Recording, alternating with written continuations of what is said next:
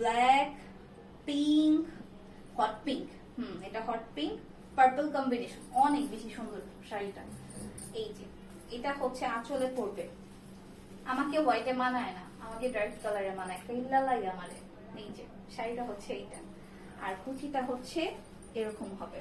সুন্দর করে আমি একটু ধরে রাখি। শাড়ি সুন্দর, হ্যাঁ শাড়ি সুন্দর। সুরাইয়া জান্নাত সুমু, আপনি আবার কবে থেকে সঞ্জুর পেজের মডেল?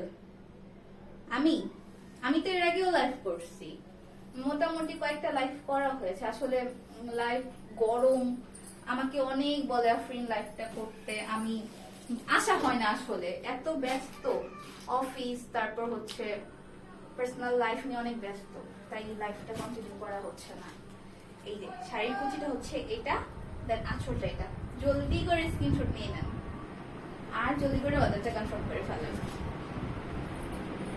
শাহরিয়ার সাথে আহারে ঘেমে গেল, অনেক গরম, অনেক গরম।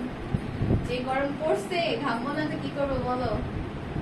এই যে দেন হচ্ছে নেক্সট একটা রেড কালারে চলে যাচ্ছে। রেড কালারটা জাস্ট ওয়াও,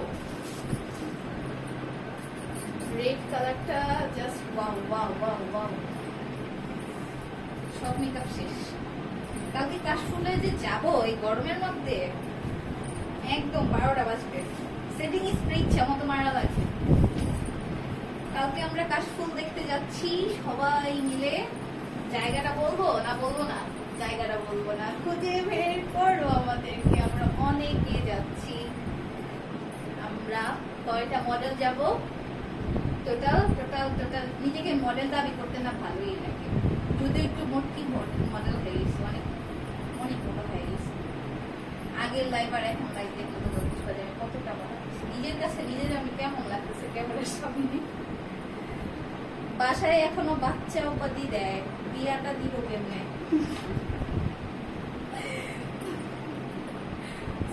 জান্নাত সুমু, কালকে কাশফুলে যাব টপস পরে। ও কি যাবে? সিলেট। ও আচ্ছা, সিলেট। আমি ভাবছি ও যাবে। আচ্ছা, এটা হচ্ছে শাড়ির আঁচলটা, আমাদের সাডেন একটা প্ল্যান। এটা হচ্ছে কুচিটা, আর তারপর হচ্ছে রাউন্ডটা যাবে। অনেক সুন্দর। রেডটা হচ্ছে আমাকে অনেক মানাইতেছে, এই তো করতে পারতেছি না। রেড শাড়ি পরবো কবে? আমার বিয়ে আমি সাদা শাড়ি পরবো। রেড অনেক সুন্দর, এই রেড শাড়িটা অনেক বেশি সুন্দর। এর আগের আমাদের আরেক মডেল করেছিল রেডটা, রেডটা অনেক বেশি মানিয়েছে ওকেও। আমি ওই যে গায়ে ধরলাম সাদা ব্লাউজের সাথে অনেক বেশি ভালো লাগে। আচ্ছা, জলদি করে স্ক্রিনশট নাও তোমরা।